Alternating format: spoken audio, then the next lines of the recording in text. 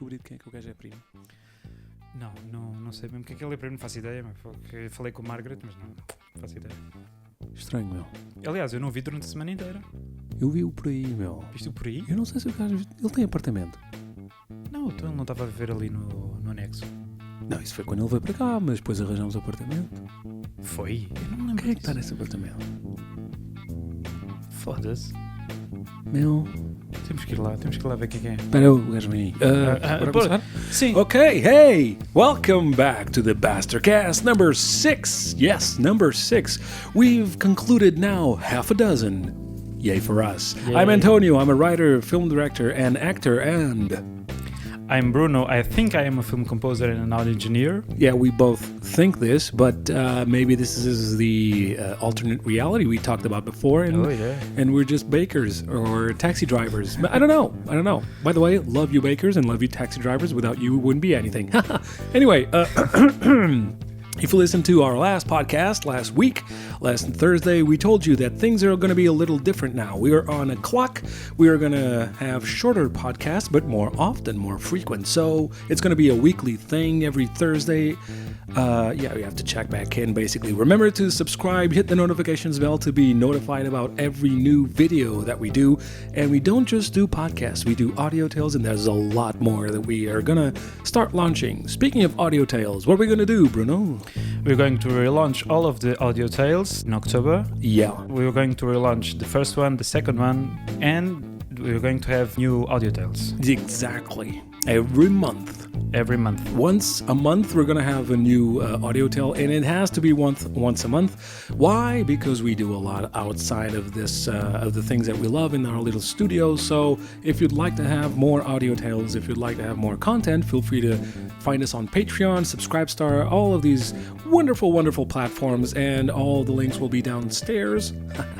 And please do comment on our YouTube and Facebook, and again, for all of the people, like Antonio mentioned last BASTERCAST, welcome everyone to our Facebook page. And it keeps increasing. Yeah, you guys are most welcome. But do remember to pay us a visit on YouTube, please. Okay, don't stay there on Facebook. You never know what's going to happen, so might as well just follow us on as many places as you want so you don't miss out.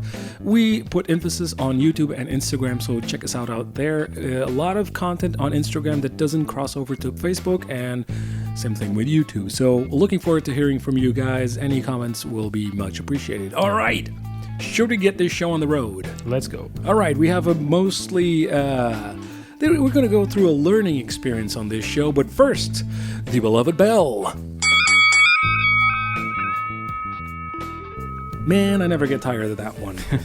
I hope the cow wasn't hurt. Anyway... So here's my proposal for today. It's going to be a little different. As most people know, our fans know, because our fans have been our fans for the last 20 years when we started. So, hey, how are you guys doing? I started out in film writing scripts. With Bruno, actually. One of my first gigs, he invited me to, he'd been hired to do the soundtrack, and more than just a soundtrack, because this was a low-budget film, and when you have a skeleton crew, you usually diversify, and you have to make the most of the people that you have there working for you. So, when he reached out, we started working on this short film, to which I was hired as the writer, and a lot of problems with that short film, as short films usually give you, and especially if it's your first one. But it was a learning experience that I'll never forget. And here's one of the main things that throughout the years I've learned. We're going to talk about, like we said before, rules, and are they important or not. And I'm going to give you 5 seconds to think about this, and just go down and comment before we start. See what happens. All right. Great sound effects, by the way. So I'm going to bring this over to Bruno first, because I want to hear the film composer's perspective about rules when you're creating stories. So what do you think? Are rules important when you're developing a story, or movies, or what do you think how do you think they affect the story? As a film composer, yes, I do think that, like in film music, there are some set of rules that you really do have to apply to your work. And story-wise, yes, I do think so. Look, you can bend the rules. You don't have to play by the book. Yeah. But other things, yes, you do, because structure-wise, you really do need it. You need to break the rules. No, you Follow the rules. need to follow the rules. Okay. The rules, even if it's just for the sake of you being coherent. That really helps a lot, because if you aren't, well, lots of the story is going to get hurt. Yeah, it's going to start falling apart. I think that's when you. Here's a good example to illustrate what we mean here. Where I'm trying to get at. Remember a movie, doesn't have to be too long ago. A lot of movies today forget that the rules that they create for themselves. Remember the last time you went to a movie and for some reason you were paying attention to the movie at one point, and just like that, you are brought back to reality. You forget that you were not immersed in the what I mean is you're not immersed in the movie. You forget that it's not really happening, and you realize it's just a movie. So you create that distance. You don't believe in what you're seeing because it's no longer you're no longer with the movie. Something happened there. What was it? There's actually a saying that if you notice the exit sign. The emergency in the movie theater, that's the sign that the movie lost you. Yeah. So remember that feeling when you're watching a really good movie and you're connecting with the story, you're empathizing with the characters, and then for some reason that just drops, and you remember that you're in a movie theater, it's not really happening, and it kind of loses its luster. So one of the reasons, not the only reason, but one of the main reasons that I try to keep in mind when I'm writing, when I'm developing a story or producing or supervising, this is one of the main reasons in development, is create the rules that govern your world and don't break them. One of the first people to actually put this into words for me in my life was Robert McKee when he wrote his book Story, a great book for any aspiring screenwriter. I highly recommend and suggest that you pick up that book, read it through and through, and then reread it and go back to it. Just keep it on your shelf, because it's going to become a great resource for you when you get between a rock in a hard place when you're writing, when you get writer's block, whatever. It's going to help you a lot. For the sound people over there, Robert McKee is almost like Bob Getz for us, okay? So just as the thing. So Robert McKee is a great reference. Not the only reference, of course, but he's going to help you. Exactly. One of the things that I love that he does is he puts into words things that you intuitively know about story development, because we've all been exposed to stories throughout our entire lives. We've heard our mother tell us stories when we go to bed. We read books before we slept. We watched movies and TV series. So we all know intuitively, intrinsically, we know the dynamics of the story, but there are certain elements that when you break them, it loses its credibility. Its verisimilitude, as Superman director once said. He actually, I forgot the name. Richard Donner? Yeah, thank you. Richard Donner. So he actually, when he was creating the first Superman, I don't know if you know this, he wanted to make people believe that a man could fly. Yes. Hence the slogan, you're going to believe a man can fly. And one of the things that he did was he came across, this word, verisimilitude. In Portuguese, it's verosimilhança. Yes. Not that far off. And what he did was he printed that word in Superman letters with the Superman flying around it, and he put it in his office. He still has that. Oh. So that this was during production, just so that when he was out of focus, when something wasn't quite clear during production, you would just look at that and you remembered, okay, I need to find the verisimilitude in this scene, in this thing, in this element. And so that's why you came to believe that a man could fly. One great scene from Superman that I loved, and it really made me believe as a kid that guy was actually flying. I think it was in Superman 2, if I'm not mistaken, either 1 or 2. Maybe it was 1. I can't remember exactly because it's just a snippet. Yeah. It's when Superman saves a cat from a tree. I don't know if it's maybe the first one. Yeah, but I do remember the scene. So an old lady is asking for help because her cat's stuck in a tree, and Superman flies into the tree, brings the cat down, and as he's flying away again, he stops mid-air because she says, "Oh, thank you, Superman," and he stops while he was flying away. He just stops, hovers a few feet above the ground, turns back and says, "You're quite welcome, ma'am," and he turns around and he flies back up. Yeah. Those little moments when he stops in mid-air, he could have done that just standing. It would have been a lot easier for the production, for the crew to make that happen with him standing on the ground. But no, you want the verisimilitude. You want to make people believe that man is actually flying. That makes all the difference. Yeah. Yeah, it does. So it's little moments like this that keep you grounded. And here's what I mean. When we finished the last podcast, I asked you, are rules important when you're creating a new story, you're creating your world? Do you have complete artistic freedom? And how is that helpful either way? So, this is only my perspective. Of course, feel free to disagree and do so in the comments below. Send us an email, by the way. We also have our email address down in the video description. And be creative as much as you can while you're writing to us. But anyway, my perspective is this, and I think it's shared by most writers or people or readers out there. You have the artistic freedom when you're creating a story to create any world that you want with any rules that you want. That's your landscape. It's infinite from the starting point. But when you start developing the story, there are certain rules that govern your world. For example, something very simple. You want to tell a drama, well, not a drama, an action, you want to create an action movie. All right, so you want to develop a story for an action movie that's set on Earth as we know it today. So people don't fly. That's a rule. Human beings do not fly in this world. Okay, remember that rule because people cannot fly. And also, try to remember the Olympic record for high jumps so that you don't overstep. So that is an intrinsic rule. You don't have to write all the rules of your world, but you know as you're creating them, that will be an enormous list, but you know as you're creating them, creating these worlds, you know that there are certain rules that govern them. When you make choices for your characters, for your scene, for your story and how to tell it, remember that you do not want to break the rules. So that will make your story stick as a credible story in the minds of your audience. That will make them empathize with what's happening on screen, and it will not create that moment when they realize they're just watching a movie and it's not real. Here's a good example. This is my go-to example because it was such another missed opportunity that Bruno and I talked about so many times in the past. Daredevil, the Ben Affleck movie. The Ben Affleck, yeah. Which is hated by most people who love Daredevil.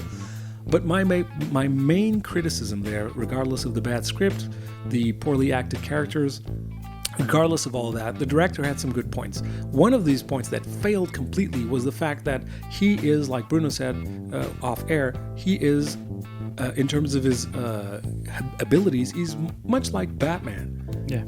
The only difference is he has heightened senses. Yeah. So he has sonar, sense of taste, sight, sound, touch, etc. So why in the movie is Daredevil jumping from building to building as if gravity didn't affect him? I just remember this scene where he jumps from balcony to balcony and he goes up to the top of the building as if it was nothing. He's just a human being. So that's when you realize, okay, I'm out of touch. You lost me there. And these are good examples. So when you're creating a story, again, for all of you screenwriters, writers out there, just remember to pay attention to the world that you're creating, regardless if it's a fantasy world, science fiction, surreal, whatever you want. Just pay close attention to where the lines are and do not overstep them. So what do you think about this? I mean, when you watch a movie, what happens when you feel like you remember that, okay, I'm just watching a movie, this isn't real? What happens then when you get that feeling? Well, like I said, the movie lost me. The movie loses me in that moment. Very rarely I go into the movie again during the movie, even if it's something like Batman or I don't know, or Star Wars I used to like so much, or something like. Even if it's something that I really love, I usually don't buy it. You know, for example, as a film composer and in film music, you can do leitmotifs, right? For example, Princess Leia or Darth Vader. Yeah. They have their own themes, right? Yeah. If I'm a composer, I will stick to it. Maybe I do some changes in the theme, but the theme is there when you see the character or something like that. I cannot just put a different theme into the character unless something happens really drastically to the character. The character's nature. But the theme should remain the same. The tone can change. Good point. But I know. Thank you. If that happens in the movie, in the music, it's already terrible. But if that happens in the story, or in the, I don't know, if that changes things, if that breaks the rules of the story, that's too bad. That's really, really bad. Yeah, listen, one thing that I'd love to do is to have our listeners tell us when they experienced this feeling, when were they taken out of the movie and into the movie theater because of that. In general, because of this. If you have a good example of this, feel free to let us know in the comments below, because we really want to learn with you. We want to learn what makes people get out of the movie, mentally just forget that they're not really experiencing it, forget that they're really experiencing it and that they're not in a movie theater.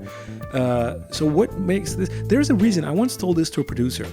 He was asking me, so why is this relevant to happen in the story or something? I was pitching a story for him, and a science fiction story that was mostly a drama. Not the first act, but the first scene of the first act was very long, and it was mostly a dramatic scene. And he asked me, so how is this important? How can we bring the audience into the science fiction world if we're starting them out with such a dramatically intense scene? And I said, listen, there's a reason why the lights dim when you're in the movie theater. People want to be taken away. Yeah. What we're doing is we're not taking them in a different direction. We are just making them do an unexpected turn right at the beginning of the movie. And we got my point, and that's what I usually say. If people didn't want to be taken away, the lights would stay on. Yeah, that's really well put. Yeah, thank you. It just came to me at that meeting, so it was a good. It was a good pitch. So people already have this availability to be taken away. When they go to the movies, they want to be, it's escapism. They want to find realities that they've never been in contact with. They want to imagine themselves in situations that they will never be, regardless if they're probable, credible or not. They want to imagine themselves in situations that they will never probably find in their real lives. So people are already willing, the audience is already willing to be taken away by you. Don't take that for granted, and don't mistreat that, because that's a great gift, right? I mean, it's like when people pick up a book and they want to be taken away, they want to be swept off their feet. What we usually say to each other is when we watch a movie or before we watch a movie is, if a movie, or when we're creating, actually, when we're deciding, a lot of times we create these stories together. Then I work on the script and Bruno works on the music. But when we're creating these stories, we constantly remind ourselves that if the person watching this isn't changed by the end of it, then there's no point in telling this story. Yeah. So people want to believe. Don't mistreat that. Take that with kindness and use it to your advantage. And what? We have a caller. All right. Hello. You want to take this one? Yeah. All right, take this one. Hello? Hello, yeah. Hello. Hi, how are you? I'm okay. Thanks for taking my call. Yeah, I'm good. Thanks. Cheers. What's your name? My name's Mike. Hello, Mike. Mark, actually. Mark, sorry. Yeah, that's all right. People get mixed up all the time.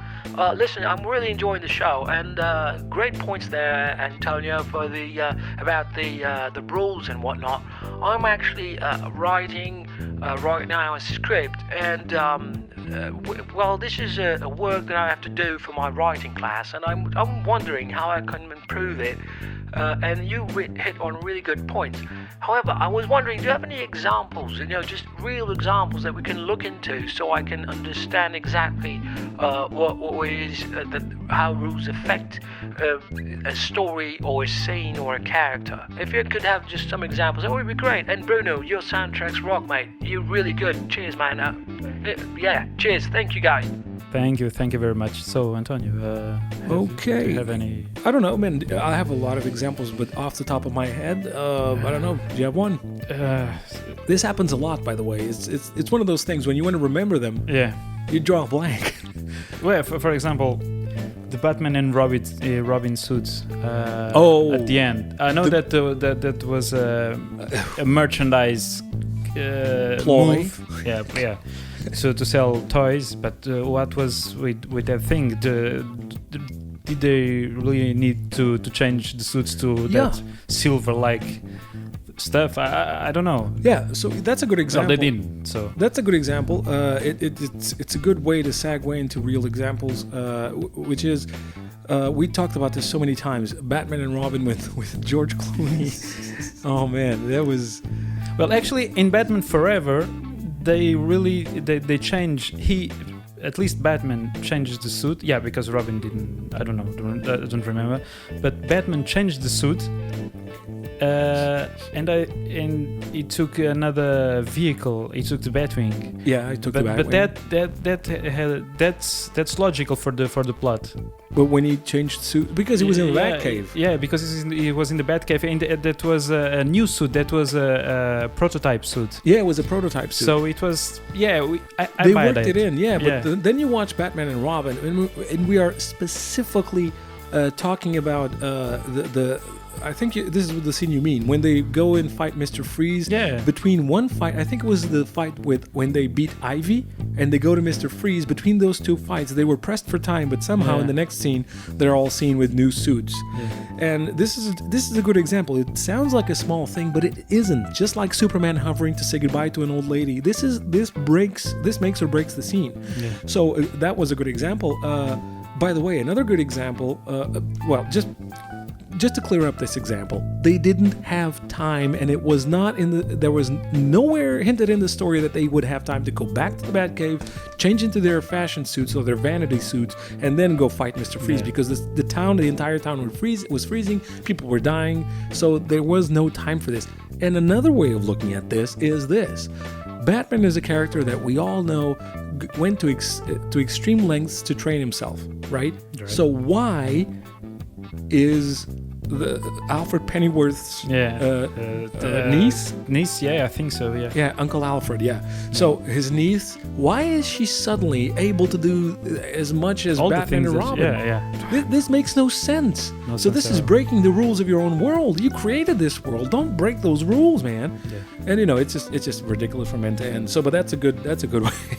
That's a good way to start on a chipper note.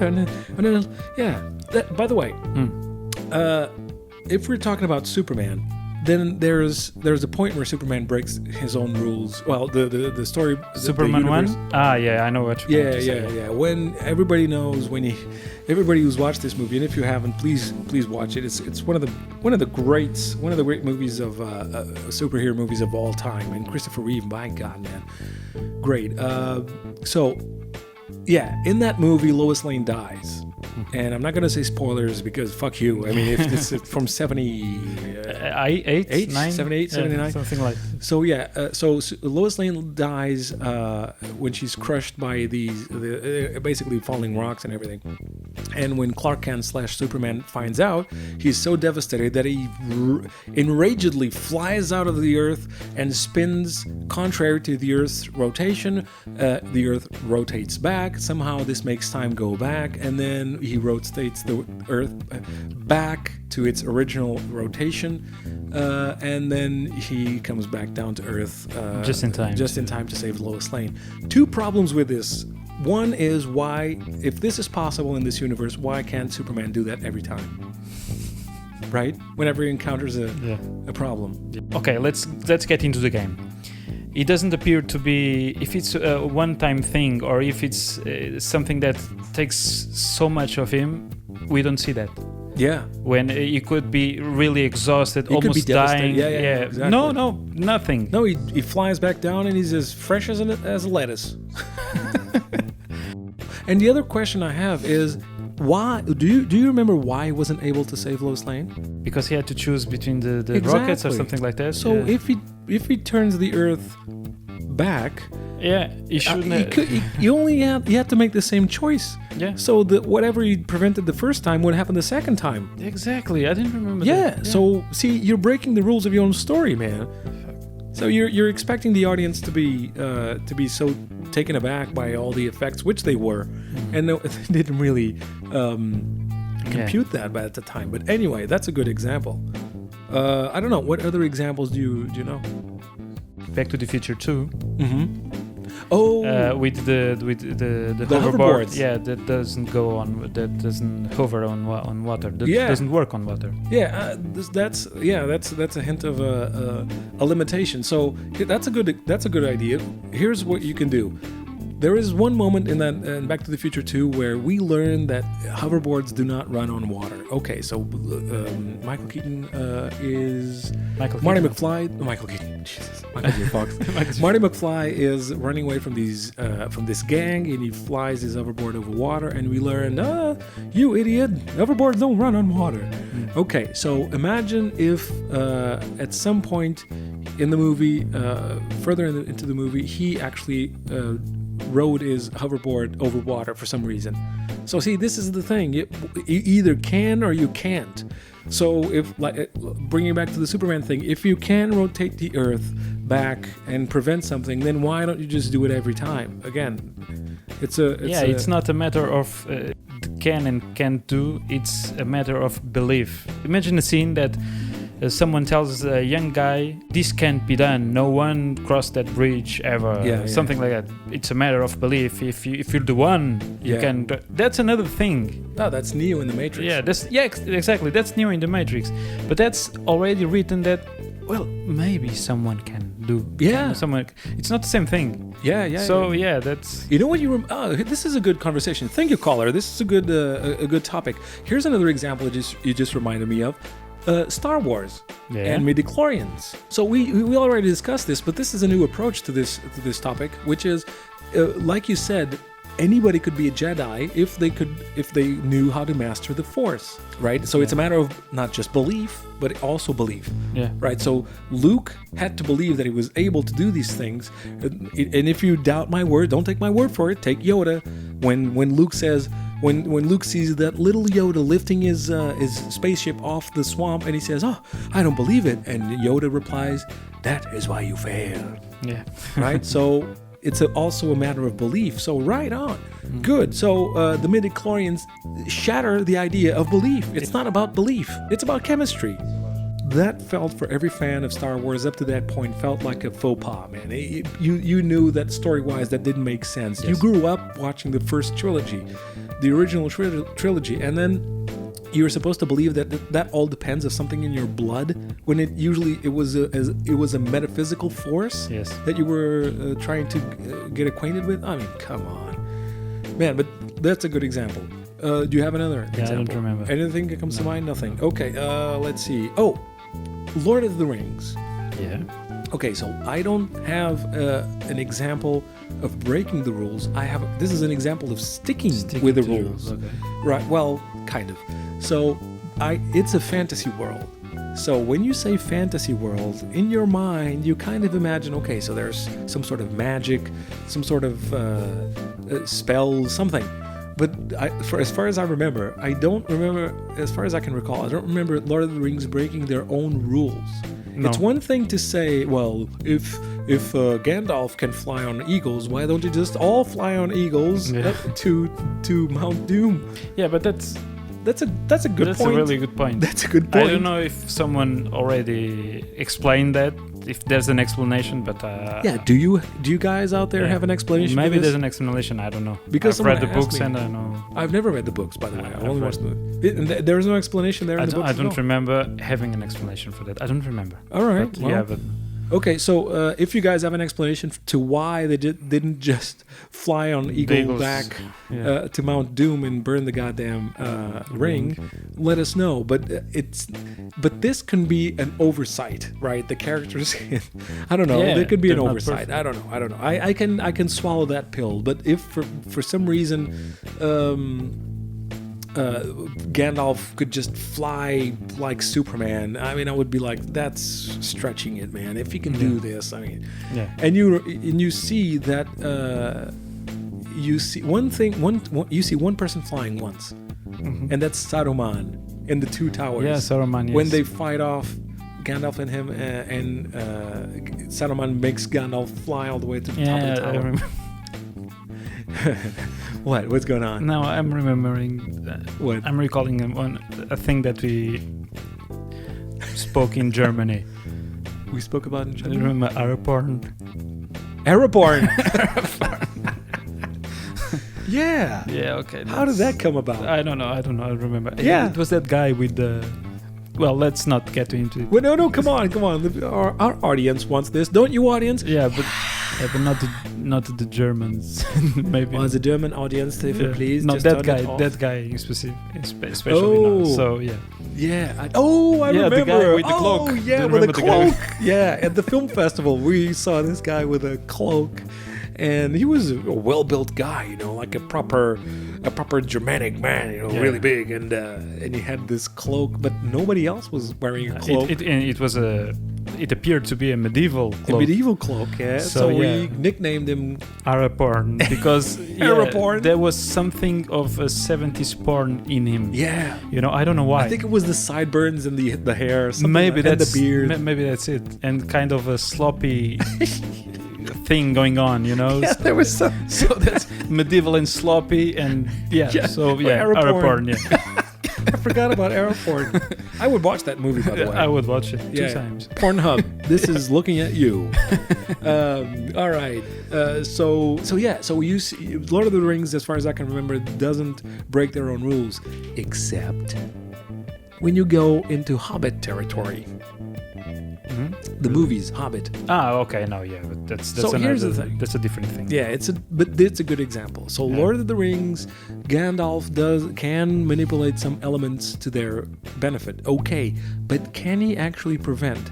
I don't know how many dwarves and himself falling, standing on a wooden bridge, just falling down a huge cliff and just banging on rocks and nobody dies. And sliding and stuff. I don't even know, man. It was just ridiculous. Nobody dies. That seemed like a cartoon. Nobody gets even a cut, like a little cut, like on the hand. Oh man, I don't remember that. Nothing happens. They just land and they're like, oh, by the way, they land between something like two rocks, and the bridge is supporting them between those two rocks, and they're like, oh, well, that was uncanny, right? That's what you say, something like that, and that's what you say when something like that happens to you. It's like, oh, wow, did anybody see that coming? When we almost died, but we didn't? No, okay, let's move on.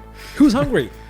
I don't know. It's just stupid. And the other thing, Legolas. Legolas has these. Okay, he has these fantastic abilities, but at the end, when he's slaying the ogre, the ogre, yeah. When he's slaying the ogre, there's a moment when he has to But that's in cross Lord a of the bridge. Rings? No, Hobbit. In Hobbit, okay. The last Hobbit. He has to cross from one side of the bridge to the other, but the bridge is broken in the middle, and while the bridge is breaking, he jumps onto, from rock to rock to rock as the rocks are falling, and he gets to where he needs to go. That is stretching it. You have one or two moments in the whole trilogy, the Lord of the Rings, like that. One or two moments like that. For example, in the last one, in Return of the Jedi. Fuck this. Return of the King. Return of the King. Yeah, your brain is not messed up. No, it's not messed up. That scene when Legolas is fighting. There's a huge battle in the end, and he's sliding in the big elephant. The trump. That's a mammoth. The right? Nose. He's sliding over there, and that's that's for me that was too much. But it was one moment. I mean, I don't remember a lot of moments like that. No. But then in the Hobbit they just went full. Full that. Yeah, so, full fuck it. Full fuck it. So hey, FFI. Full fuck it. We just made an acronym. Everybody out there, I want to see some hashtag FFIs. Yeah, but they just went full fuck it. Hey, here's another example that comes to mind. We talked about the Mission Impossible before. Yes. In the last podcast, go listen to that. We go into the Mission Impossible series and how it would be great to go back to espionage because it became action-driven. Yeah. It was always action-driven, to be honest. But what I mean is it's too focused on more the action and less espionage. Yeah, less espionage. Yeah. So what happens is you have a main character that needs to survive, and what do you do to keep asses in seats? You escalate with the violence. So how is it even credible that this 50-something, 60-year-old man probably? No, 50-something. 50-something? Okay, so let's say 55. Okay, so this 55-year-old man, how is it credible that he can survive all of these things? By the way, he died twice already and was brought back, and no side effects, neurological side effects. Yeah. I would at least expect him to drool a little. Hey, we need to get that from there. Artifact. But come on, I mean, he's just a human being, god damn it. Okay, but even then, okay, that's all. That's correct, especially regarding the topic. But even then, I would rather see all of that than all of the things that happen in the second one. So, all that bullshit with the motorbikes. Yeah, that fight. Jesus. And that shot when he goes, he walks around the door or something like that. Oh, and the doves fly away. Fuck, man, that's John Woo. That's John Woo. That's John Woo. Yeah, it happened. You know what? I rewatched Face Off the other day. We watched Face Off, and he has doves in the church as well. That guy, I don't know, man. One of his best friends really into doves. Yeah, he's really into doves, man. Pornhub again, looking at you. Jesus, no, please. But yeah, he's really into doves. And remember that dove porn. Hey, Arab porn with doves. That would be, dude. All right. Feathers aside, do you remember that magic kick in Mission Impossible 2? The magic kick on the... So his weapon, he is held at gunpoint by the main villain, and he notices that his gun fell into the sand and is covered by sand. So just before his villain kills him, this guy kicks the sand where the gun is. The gun jumps perfectly vertically right in front of him. The guy just stands. It stands. Yeah. Just look. Oh man, that is That's magic really cool shit. Yeah. Because it's in slow motion. Oh, what a great kick! Yeah, I wish I could bow. So basically, it just jumps up. The gun jumps up perfectly vertical. Yeah, perfectly vertical. Yes, I don't remember. And then Tom Cruise just spins around, grabs the gun in midair, and shoots him with his long hair just flowing in the wind. Yeah. Oh man, what a crap! That's a really shitty movie. Yeah, not even Anthony Hopkins could save that one. No. But yeah, so again, changing the rules of the game. This is a real world. You don't kick up guns like that. You know what would happen if you actually kicked a gun like that? You would just go a few inches away from you. And you're like, oh, wait a minute, that didn't work. I guess I have to die now. It was so stupid. Oh, man. Oh, here's another one. This one just came to me, really. Indiana Jones and the Kingdom of Crystal Skull. That's a movie? I thought we agreed that that's not a movie. That's only 3 of them. No, right? We agree that there's only 3 in the saga, but this is like a bad man's wet dream. What are you trying to? Okay. Okay, so I can agree with you. Okay, so yeah. Okay. So yeah, going back, the movie that doesn't exist. Yeah. The movie that doesn't exist but has a title of Kingdom of Crystal Skull. It has so many moments where you break credibility. So many. Even for an Indiana Jones movie. Here's a few entries into the Indiana Jones Kingdom of Crystal Skull crap list for those who don't remember. One is the sword fight on the Jeeps. I was just remembering that the sword fight between Kate Blanchett and Kate Blanchett and Shia LaBeouf. So Shia LaBeouf has one foot on one Jeep, and mind you, these 2 Jeeps are just speeding away. Right? Wait, no. They're speeding away through a jungle. By the way, before that, you have the Tarzan moment. There's a lot of things Just on that scene wrong alone, in that scene, yeah. So there's a Tarzan moment where Shia LaBeouf's character just just swings like Tarzan, accompanied by monkeys for some reason. Yes. And he lands perfectly in Indiana Jones's Jeep, only to stand up on said Jeep, grab a sword, and sword fight, because why not? He knows how to sword fight. Fuck it. But there were two Jeeps, right? Two Jeeps. Yeah. And at one point, he has one foot on one Jeep and the other foot on another, and he's still sword fighting with such ability that someone like Cate Blanchett, who is more credibly a sword fighter than he is, cannot overtake this guy. This is a high speed. This is a high speed. Not chase, but it's a race. A race, more or less. Yeah, more or less, because they're kind of side to side, obviously. In the middle of the jungle, In the next to middle a of the jungle, ravine. next to a ravine, and he's being hit by plants in the crotch. Do you remember that? He goes, ow, and he's still fighting. Yeah. And if this weren't enough, then you get to the clearing where Marion is driving around the Jeep. Mm-hmm. All right, and they're all inside the Jeep, and she makes a U-turn just by the ravine, looks down and goes, "Oh, haha!" And like a light bulb moment, she just looks down and she smiles like, "Oh, I have an idea." She's looking down at the ravine, okay, and she goes, "I have an idea," and she just drives away from the ravine, turns the Jeep toward the ravine, floors it. The Jeep jumps off the ravine onto a tree. The tree bends slightly to bring them to the water, and there they float on the riverbed. Yes, it's imprinted in my brain, Bruno, and there's no amount of therapy that can get this shit out. So talk about breaking the rules of your own fucking world, right? I mean, it's one thing to see Indiana Jones. What happened there? Fly out Because, of the because that's airplane. such a different approach, man. Man, I think it's one of movie. those moments where you just want to please everybody, and you end up not pleasing anybody. Yeah. You have to make choices. This is the point of this podcast: is your choices have an impact on the enjoyment of the exploration of the world you create. It's as simple as that. It doesn't sound simple, but it is. Yeah. But it is simple. Just don't break the motherfucking rules. It's not that hard. You make them. Don't break them. Yeah, exactly. Hey, that's a good slogan. So that's another good example. You want to hear one more? Yeah. Sure. All right. Doctor Strange. This comes from the comics, and I don't have an exact... Yeah, but in the Avengers. In right? the Avengers, yeah. right. Well, no. Not in the Avengers. In Doctor Strange? In Doctor Strange, the movie? yeah, Okay. the movie, yeah. Yeah. We are introduced to the Time Stone.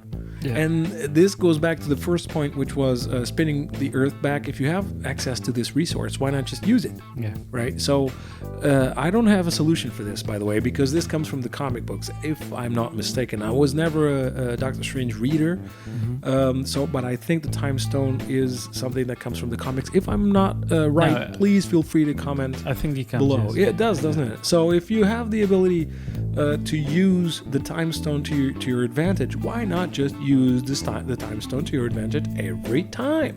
Yeah, because if it was forbidden to use, because it could change some things that you wouldn't want to change, then you would never use it. Right. But they use it in Avengers Endgame. They use it in Doctor Strange Endgame. No, in the other one. No. Infinity War. Yeah. And they use it in they use it in Endgame as well. No, they use the Time Stone in Endgame. Exactly. Endgame, yeah. What they do in Infinity War is something equally. It's just as a slippery slope as a Time Stone, which is Doctor Strange is in meditation and he can see future, the conclusions of a certain event. So if he can do that, why not just do that every time? Yeah, exactly. And go with the right solution. Because again, it's not something that takes too much from him, or he almost dies, or it's nothing like that. It's normal. He can do that whenever he can. So. And for me, that whole time travel thing or time changing thing in that movie, in those that type of thing, not time travel, but that type of thing. They did time travel. They did time travel, but not the time travel itself. Yeah. That thing, it's for me, it's the easy way out in the story. Yeah. You know, it's I really liked Doctor Strange, but the last part I didn't like it at all. I like because of that. Yeah, I know. Because it was too easy, man. I like the way that he used it. You know, he kept trying and trying and trying. Yeah, but it was creative. But again, you go back to that point. If you can do this, why not just do this every goddamn time? Yeah. And that takes all the challenge. Yeah, this again brings us back to the first point of this podcast, which is what rules do you want to create, and don't break them. And here is why. You wanted the conclusion. Here's the conclusion. I keep saying this. I've said this before. Bruno heard this over the past 20 years. I don't know how many times. But for those who haven't listened to this in the other podcasts, go back. There's a circumstance and a context to this for this to make sense. But here it is. When everything is possible, nothing is interesting. Keep this in mind. This is something that I wrote myself, and I have it in front of my desk when I'm writing. If everything is possible, nothing is interesting. And this is why rules are important. Yes, you have the artistic freedom of creating your own rules. Create any rules that you want. Just don't break them midway. Yeah. So just don't do that. And by the way, with the Infinity War, you reminded me of something. Oh, you reminded me of Star Trek. Mm-hmm. The new movies, the new Star Trek movies. Okay. You talked about how time travel can be an easy getaway for a difficult plot line, right? Yeah. So you want to introduce new actors into the Star Trek universe, but people are all too familiar with the old actors. What do? Okay, so you break the space-time continuum by some sort of a cosmic event.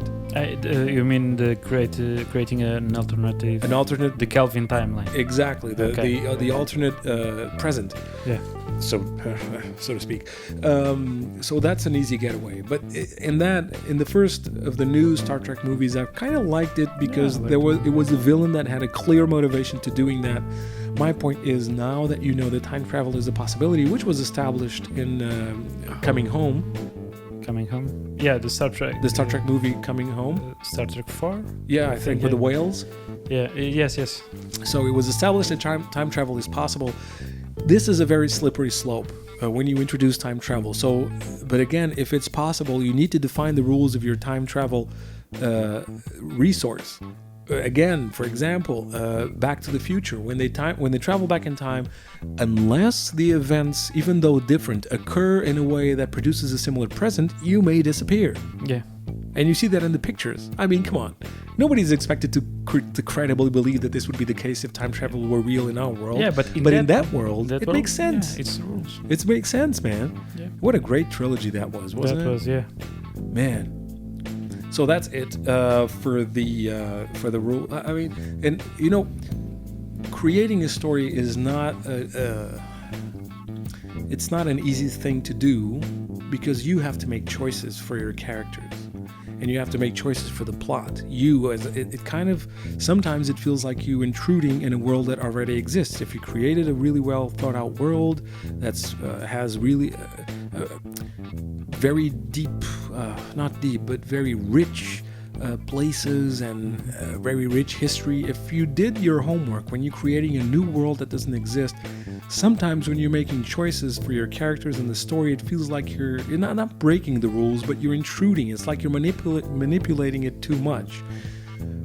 Then you have a fine balance between what choices do you want to make as an author and what choices the characters would make credibly in this world. It's a fine line to walk on.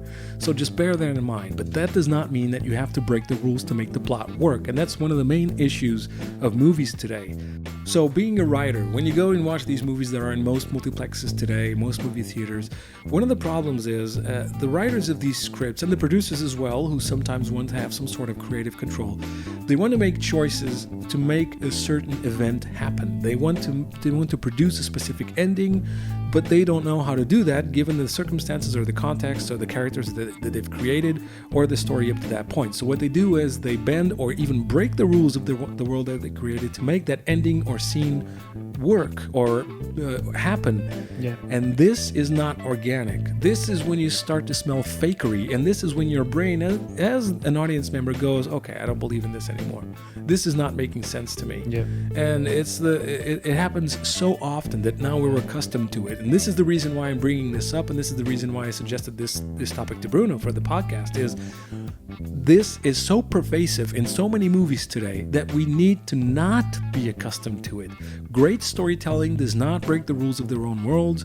They make them come alive. They make them, they create conflict and limitations. And this is when you have to be really creative to get out of these situations, when you put yourself in the character's shoes or otherwise. But what our point is, and this is something that me and Bruno, when we're producing, we always say to each other, conflict generates creativity. So if you have rules, and these rules somehow work against, while you're writing the story, they work against what you wanted to tell, the kind of story that you wanted to tell, the direction, if they work against this, then all this means is not that you have to break the rules that you created, you just have to be creative enough to go towards that that path that you want to follow story-wise within the rules that you've created. You have to be creative. So conflict generates creativity. Limitations make you be creative. So don't be afraid of them. Embrace them. And one last example to illustrate my point is, this is a great scene from, a great point that Thank You for Smoking did. The movie Thank You for Smoking with, what's his name? The guy that played Two-Face. Not Aaron. It's not that. No, it's not Aaron, but it's Aaron. Aaron Eckhart. Aaron Eckhart. Yes, thank you. Oh, yeah. So he's in a meeting with a big Hollywood producer, and he's a excuse me. Basically his character is a lobbyist for the tobacco companies, and he has to make tobacco sexy again. So he finds this Hollywood producer that is willing to put his well-paid actors in Hollywood smoking again on screen so that people buy more cigarettes. So the producer goes, well, we have this big science fiction movie in space with Angelina Jolie and Brad Pitt. So we can have a sex scene in the movie where after the sex scene they just light up in an anti-gravity chamber. That would be very sexy and cool. And Aaron Eckhart's character, who is a lobbyist for the tobacco companies, goes, well, but doesn't that mean that you would blow up the entire space station, or would it even light up if you're in a zero gravity room? And the producer goes, well, it's an easy fix. Just put a line in the dialogue saying, well, thank God we invented so and so to make cigarettes work in space. Yeah. That's all it takes. So there you go. You create the rules. You can make these scenes work if you want them to. Just be creative. And remember, if you're creating the story, you can be as creative as you want. Just don't bullshit your audience. Don't treat them like passive consumers. Treat them like active partakers in your adventure. They will be much more gratified, and they will come to see your next movie much more than if you treat them otherwise, like midichlorians and fuel. By the way, there was never a mention of fuel in the whole Star Wars saga, exactly. But now we have fuel. Now it's a reality, and it's just stupid. And as a side note, we've mentioned Daredevil, right? Yeah. The movie. So I'm going to compare it to Daredevil series, which I love. Yeah, the Daredevil series. Really good. Did you? Obviously, you noticed, but it's one of the few series or movie where we see the superhero, in this case a superhero, getting really tired. Yeah. After almost each fight scene, he's really he almost cannot breathe because he's really too tired. We don't see this anywhere else. Almost anywhere else. And that's a really good it's a really good point. Yeah, definitely. And especially in those long takes in the corridors and those long fight scenes, really well choreographed, by the way. Hats off. And by the end he can't even stand. Exactly. Let alone that's normal. fight. That's what happens. Yeah, exactly. Guys, if you don't agree, just next time you go to the gym, just go to the punching bag and stand there for 1 minute and just punch the bag away. You'll see how tired you get. Yeah. You'll see how tired you get. And imagine doing that in a whole fight sequence where you're not just training. You need to knock the other guy out. It means the other guy is going to be punching back and you're going to get hurt. How much more tired do you think you're going to be? I mean, you can't even lift your legs. I remember this one time when I used to practice basketball. Not one time, but more than once. I went home after practice. I mean, we had 3 practices a week and then games on the weekends. And I was always exhausted by the time I got home. And I remember it was hard picking up the fork sometimes to eat. Because at basketball, you're always using your arms. Yeah. And there were some exercises that were so demanding that when I got home, I couldn't even... And this was me in tip-top shape. This is not me today, like a bastard that I am now. This is just me in tip-top shape that I had trouble lifting the fork to eat. So imagine this guy that's fighting a whole crowd of people. So yeah, it just reminded me of Die Hard as well. Oh, okay. The first Die Hard. This is a good example because the first Die Hard movies, they showed you how much that character could take without breaking. Okay, so you have people that can take a lot of punches before they break. John McClane is one of them. We established that. Okay, we established that from the get-go. But by the end of the first one, that moment when he's walking, when he says Hans, when he's trying to save his wife, he's walking, limping, he's tired, blood all over his body. He can't even stand. Remember that? Yeah, I do remember that. This is the hero. Yeah. He's at his last breath, practically, and he still has to save his wife. Exactly. Conflict generates creativity. See, and imagine every member of that audience when they went to watch the movie in the movie theaters, I guarantee you they were at the edge of their seat because his wife still needed saving. The villains were still going to get away, and here you see the only guy standing up to them who can't even bear to stand up. He can't even walk. He can't even lift a fucking weapon. And then he makes it happen. I mean, everybody's on the edge of their seats. Don't be afraid of conflict. Don't be afraid of limitations. That just means you have to be creative and the audience will react to that. And I think that's a good end note. Yeah, that's a good end. All right, but don't go away yet. We have a new thing that we're introducing now, and that's a poll that you can interact with us with. So stick around for the poll. Let us know what you thought about today's podcast in the comments below. Find us on Facebook, Instagram, and especially YouTube. Subscribe and hit the bell for notifications. And I'm out of breath. You go ahead. Yeah, stay tuned for all of our stuff. Do remember that now we're going to do this. We're doing it this weekly. Again, in October we're going to relaunch the audio tiles. Stay tuned for that as well. We're going to have another content. We're still deciding and which content we're going to put it out first. But yeah, stay tuned and please do comment below and we always want to hear from you. Yeah, send us message through DMs, messages, emails, whatever you want. Facebook, Instagram. We're probably not going to reply to anyone. No, I'm kidding. But yeah, show some love. Yeah, show us some love and we'll hit you back. By the way, again, thanks again for the new followers coming, finding us on Facebook. That's a surprise and you're all welcome. Just remember to come here on YouTube as well and subscribe and let your friends know and we'll be waiting to hear from you. Yeah. So see you guys on the flip side. See ya. Till next time. Stick around for the poll coming right up.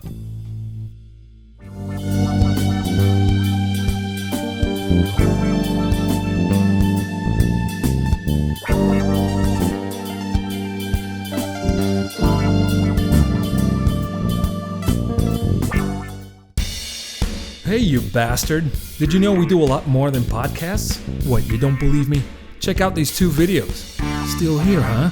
Well, then I dare you to click that subscribe button. What are you, chicken? Do it! And hit that like button and the bell while you're at it. See you soon.